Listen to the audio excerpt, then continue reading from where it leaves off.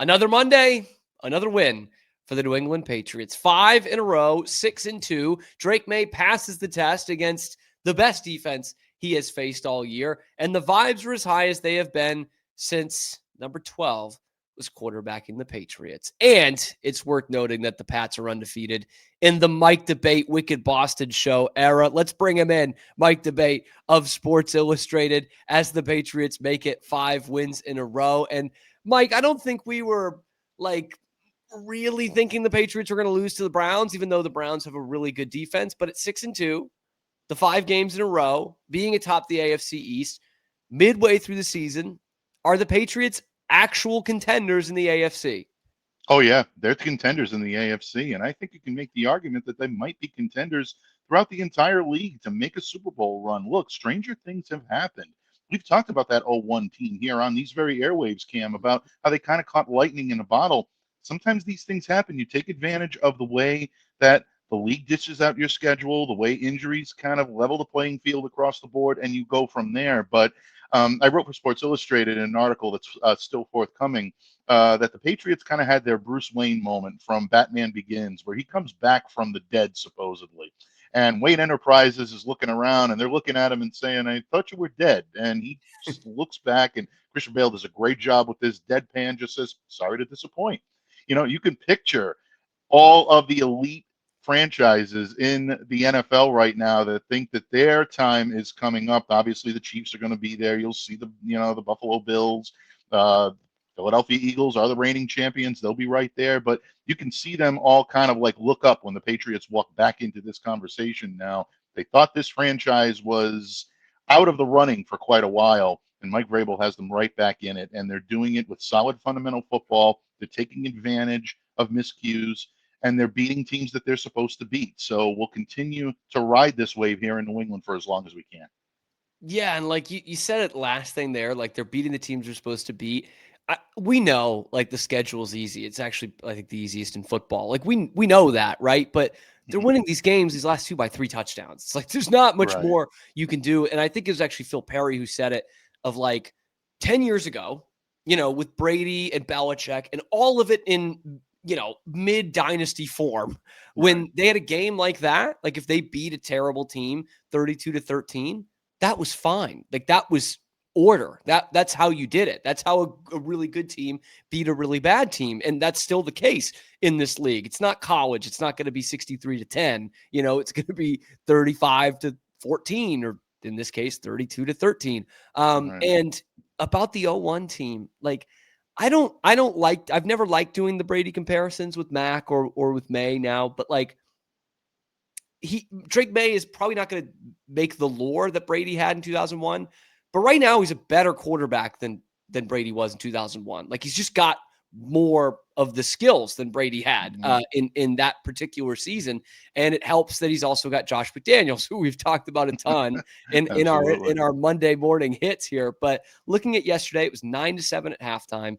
Drake Maye comes out in the second half, and he's absolutely perfect, throws 3 touchdowns in 1 quarter. What did you see from the adjustments that this offense made at halftime? His ability to read the field is really on full display. And look, you take a look at that third quarter run, that 2-play run. If Drake is going to remain in contention for MVP, and I have no reason to believe he won't, that's going to be the sequence I think that's going to be discussed most in the room of people that might be on the fence about giving him their vote for MVP. You look at the way he read the field, you look at the way he read what the Patriots needed. They're already up 23-7 at that point. This is to solidify and to put the game away. And he knows that this is an opportunity for him to do that. When he sees the Browns in man coverage, all of a sudden that's like, that's like Jim Carrey all of a sudden parting the traffic there. So everything is ready. He's ready to go right through. And that's exactly what he did. 28-yard scramble. Blows right by Schwetzinger. I think, he had, and Schwetzinger was expecting at that point coverage. He had Ramondre Stevenson in man coverage, but Drake saw the field. He knew this was his opportunity. I'm going to take it myself. I'm going to go for it. Gets 28 yards, comes immediately back on the ensuing play, sees the vertical routes that these guys are running. Boutte absolutely beats Dom by, a good country mile. He's right out in front, makes the 39-yard touchdown pass. And the Patriots right now are putting the game away at this point. That to me says all you need to know about what Drake May is doing this year as opposed to last year. And that's an MVP style field read. And we know, like you said, Cam, we've seen the skills that this kid has. We know what he can do. We know his arm strength and his ability to scramble. But when you're seeing the field and you know when to make those runs and then when to drop back and to use your arm strength, there's a perfect example of knowing when to use the talent you were given and the talent you tried to cultivate and worked hard to solidify all of these years. That was as good a sequence as you'll see a quarterback have in the NFL. Mm, mm. And it's been that way all year, Mike. Like, we just can't stop singing the praises of this kid because he hasn't Yeah. shushed us yet. He hasn't made us stop singing the praises. They have not cut the microphone. We will continue to sing it. And maybe someone who we didn't sing the praises of enough just because he's really hit the ground running this year is Will Campbell. And Mm-hmm. it's almost like you don't know a good thing until it's gone. And I'm not saying it's gone, but it was the first real tough game for Will Campbell yesterday. Obviously, 5 sacks coming from Myles Garrett, his career high on the other side, and it was tough at times for Will Campbell. So that's a really tough assignment midway through your first season. Is that just a bump in the road for the rookie who's been so impressive so far, or was that a wake up call of how much better he needs to be in this league? I think it's a little bit of both. I think it Yeah. is a blip on the radar in terms of what his long-term potential is going to be. I don't think one bad game is enough to label him a bust or anything of that nature. I know Patriots fans, as all NFL fans, have a tendency to be reactionary, and they're going to look at your latest stat line or your latest faux pas on the field, and they're going to judge you on that. It wasn't a great game for Will, and there is a lot of learning he needs to do, and maybe a little bit of, like you said, a wake up call to say, okay, well, this is more of the norm that I'm going to be facing. I'm not going to sneak up on anybody anymore. I'm developing into a pro level tackle. I'm only a rookie for so much longer, and then I'm going to be expected to be a pro level tackle every time I go out there. I'm willing to give him a pass because it is Myles Garrett. The guy is otherworld, galactically better than most defenders he's ever going to face. But at the same time, there are coverage gaps. There are opportunities there where he may have had the opportunity to stand toe to toe with Garrett and gut beat because he doesn't have the experience yet to understand a savvy veteran like Garrett going up against him, being able to beat him in those circumstances and get to the quarterback, put pressure on, and eventually get the sack. So, yeah, Campbell did not have his best game yesterday. There's no question about it. Credit to Garrett. He absolutely exploited it. But at the same time, the makeup of this kid and the determination of this kid is unwavering. Anyone I've spoken to, whether it be people that are scouts within the Patriots organization, coaches within the organization, or people that spent a lot of time with him down at LSU, so this is not a kid that hangs his head. He'll be the first one back in the room today, tomorrow, and all week long, studying what he did wrong and asking his coaches, what do I need to do to make sure it doesn't happen And we heard a lot of that in the pre-draft as well, right? again? Of Hmm. just like, Yeah. you know, everyone, because everyone's talking about the hands, and then you heard from the LSU people and people who had coached him in the past of like, if you want to go with that, just go with that. But I'm telling you, he's the best lineman I've coached, or he's the best leader I've coached. He's this, that, and it was all complimentary. And certainly before this game, we saw all of that playing out on the football field for Will Campbell. I got to talk about the defense. Hmm. Defense, once again, a little bit of a slow start. They let a bad quarterback go right down the field on them for the third week in a row. But after that, they lock it down. And it's Robert Spillane who has the big day. 14 tackles, a couple of TFLs, a pick in there. And then I look around this, Mike, around the box score yesterday. I see the big Robert Spillane day. I see the best day so far for Mac Hollins. I see the first Patriots touchdown for Stephon Diggs. It has really been an excellent showing so far for the free agents that Mike Vrabel and company and Elliott Wolf and company went out and got in Vrabel's first year. How much did, we talk so much about the quarterback and the offensive coordinator, but how much did those veteran free agents change the expectations for this Patriots team? Oh, it changed him bigly. There's no question about it. I mean, anytime you have Stephon Diggs on the field, he's going to command attention. Whether you believe he's the same player that he was, or if he's missed a step, lost a step, I don't see it, but I think a lot of people would probably tell you that he is still a few years, past his peak, and there's nothing wrong with that, given his age and given his experience. But he's going to command attention, and when he does, it's going to leave guys like Mac Hollins or Keishon Boutte, or eventually, hopefully, we'll see Kyle Williams start to round in and show us what he can do. These guys getting open. I want to give Pop Douglas some credit too. He's done a tremendous job after a slow start this year. Yeah. These guys are now getting open because the Patriots have options. They have receivers and players that opposing coaches are game planning to stop. That hasn't happened here in a good long while in New England, and now they've got it. And what makes it even more lethal is they've got the quarterback that can deliver it on a dime to any one of those names that I just mentioned. Haven't even mentioned Austin Hooper or Hunter Henry, who had tremendous days yesterday on National Tight End Day of all Yeah. days to showcase their talents. There's a lot of weapons on this team, but the veterans that the Patriots have brought in have meant the world. And I wrote about Spillane last night. I think he's been their defensive MVP this It's season, been great. leading the league, leading the team in tackles. But not only that, also using incredibly high football IQ. He's aware of everything that goes on the field around him, and he's always in the mix of letting guys know where they need to be. And traditionally, the Patriots have always had those guys, high character players that know their role and know how to lend their wisdom and counsel so everybody knows their role. Guys like, Mike Vrabel played that role for a little while, Dante Hightower, guys that are so far and advanced in terms of an understanding of a playbook and how it works that they can really help others to round into form. Milton Williams has been everything as advertised. He's been a beast in the run game and getting after the passer. Guy like Jack Gibbons, who doesn't get a whole lot of press, but had 2 special teams tackles yesterday. He's been such a compliment to Brendan Schooler in that special teams unit. All of these guys are coming up big because they know Mike Vrabel's, obviously they know his MO and what he's good at. But most importantly, they're willing to sacrifice some of themselves to make sure that the team is better. And that to me has been the biggest difference in the Patriots from year to year, last year and years past to this season. There's that sense of camaraderie that these guys will go to war for their brothers on the field. And that does mean something.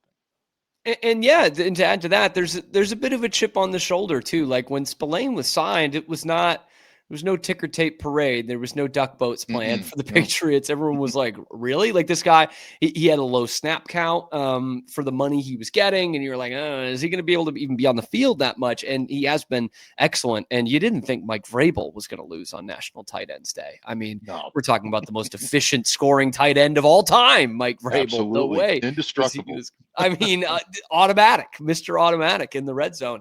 But we're talking with Mike Debate of Sports Illustrated Patriots on SI on this Monday after the Patriots beat the Browns. Let's look ahead, though, Mike. Next Tuesday is the trade deadline. And for a long time, for better or for worse, that didn't mean much for the Patriots. But now you're in this position where they can be good for the first time in a couple of years. They might need to add a few pieces. Maybe they don't. But, Mike, where are you looking at position-wise for how the Patriots can attack this trade deadline? Well, all the rumors seem to be pointing towards edge defense and pass rush and maybe help at linebacker. And there are a couple of names out there that I would definitely keep my eye on. The big eye on the prize, everybody's prize at the position, is going to tend to be Trey Hendrickson. Obviously, he would change the complexity of any defense. And Patriots clearly have the financial wherewithal to be able to absorb his contract and take it without a hit. He's a young kid. He's a guy that is capable of being a solid defender against the pass and against the run. So seems to check all the boxes. The question is whether or not Cincinnati is going to move on from him. We've heard several times that the Bengals are not going to be open to trading him. I don't know if that's going to change in the coming days, but he is still always a name to watch. The guy I would be very intently watching right now, if I'm a Patriots fan, is Tennessee Titans linebacker Arden Key. Now, Key has been in with Mike Vrabel before. He knows his system. He does have the ability to be that aggressive uphill type of defender that this defense is built for, that these guys know their role, they know how to get the job done. And at the same time, he wouldn't be someone that would break the bank. The Patriots would not have to spend a whole lot in draft capital or in monetary compensation to bring him in. So if they can take a look at what he brings to the table and bring him in for a very reasonable return, I'd look for him to maybe come in and help shore up this linebacking crew. And again, someone with that experience backing up guys like Spillane and Caleb Von Chason. really could be a solid addition for the Pats in the coming days. Running back and wide receiver are always a possibility, although we talked to Mike Vrabel this morning, and he seemed like the signing of Terrell Jennings is kind of I wouldn't say an imminent thing, but I would say as close to it as possible. So that may take running back off the table. And then if a big time wide receiver comes along, I think the Patriots will always listen to those offers or those possibilities. But that's where I see them looking as the trade deadline comes in just a little over a week. All right, then I'm going to ask about the receiver. 1 to 10, 1 to 10, 10 being like, yeah, they should get this deal done, 1 being no chance. Where are you putting A.J. Brown on the scale? That's what we all want to know. My fandom of AJ Brown and the stories I'd love to write about his homecoming will say I'm going to go 7 out of 10 for this one. Okay, all right. Look, bottom line, that's more of my heart talking than my head. I'll be very honest with you. I would love to see AJ Brown talking. Now, if you ask me that same question at the end of the season, yeah, I might give you a legitimate 7 out of 10 at that point and be 100% serious when I say that. Look, unless AJ forces his hand, I don't see the Eagles making this move mid-season. I think there's too much that they can still get out of him. You still showed a couple of games ago that when he puts his cards down on the table and says, "Put me in, I can deliver," he can deliver and does it on a dime. I think the Eagles are too savvy and too reliant on some of what he brings to you to just kind of jettison him unless a team comes in and bowls them over with an offer. So based on that, I would say it's most likely that he remains an Eagle for the rest of the season. And then at the end of the season, I think these two teams will talk. But at the same time, I would love to see it happen midseason. I just would love to see A.J. Brown come here and be a part of the New England Patriots and make his childhood dreams come true and put on that uniform for the first time. Be a great story, Cam. Not going to lie to you. Oh, it would be, and it would make too much sense. Is actually the proper way I think to look at it. Of like, it makes so much sense for the Patriots. I don't know how much sense it makes on the other side, even though Yeah. there have been some backroom problems there with AJ, just with the Eagles struggles and all that. I can't see it too much for next week, but I'm right there with you. Mhm. I'm there if it's happening. I'm not complaining one bit. Last question for you, Mike, and it is back towards the trade deadline. No Keon White yesterday. Mhm. Healthy scratch. We say floor 9 for the Bruins. Send him up to floor 9. Um, he's not had a great season. This was a guy who was outspoken about being happy that someone like Mike Vrabel was the coach for the Mm. Patriots now in the offseason. But seems to be the odd man out. Barmore bench for the first quarter. Keon White not playing in the game. Is he someone who might have played his last game with the Patriots? I think you have to consider the possibility. Keon has not been the type of fit that he expected to be in this defense. And look, I'm as surprised as anybody. I highly touted Keon White's ability to shine in this type of a defense. Someone that pins his ears back, is aggressive, and pushes the ball up. But if you take a look at what he was best at when he was at Georgia Tech, and I've had the opportunity to kind of take a little bit of a step back and watch more college footage on Keon than I have in quite a while, it really does fall into the Mayoian Belichickian type defense. Mm, That type of for the type that allows you to bend but not break, yep. gives you that reactionary type of defense rather than a proactive Mike Vrabel, Terrell Williams type of defense. So there is that to be considered. Just because Keon is an aggressive player and plays the position very strongly, and really I think could project as a 5 tech at some point, if he's in the right system.